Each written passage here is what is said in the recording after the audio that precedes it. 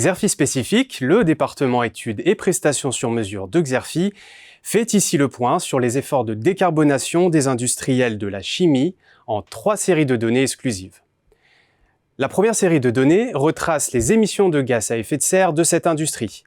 Elle a déjà réduit de moitié ses émissions en 20 ans, tombant à moins de 19 millions de tonnes, du fait principalement de la délocalisation d'activités polluantes.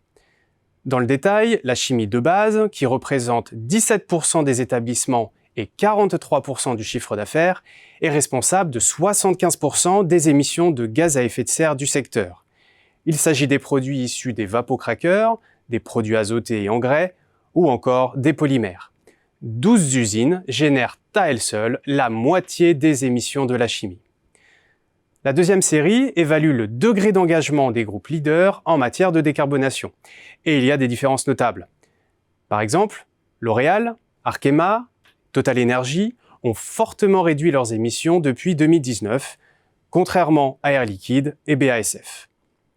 Côté intention, LyondellBasell prévoit une réduction des émissions de 44% d'ici 2030, tandis qu'Ineos vise moins 29% et ExxonMobil seulement moins 9%.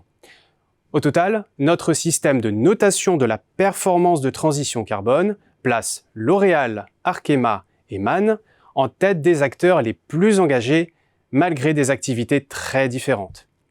Précisons que seul un tiers des leaders publient des données sur leurs émissions induites, Scope 3, émissions qui représentent pourtant 85% des émissions totales de la chimie.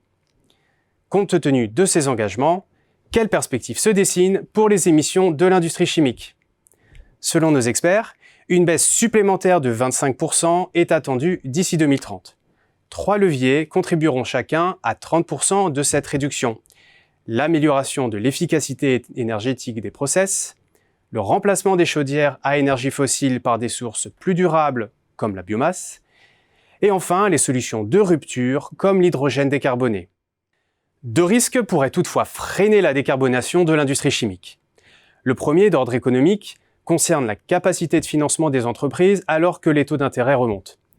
Le second risque porte sur la difficulté d'accès aux ressources, comme l'électricité décarbonée, la biomasse et les déchets plastiques.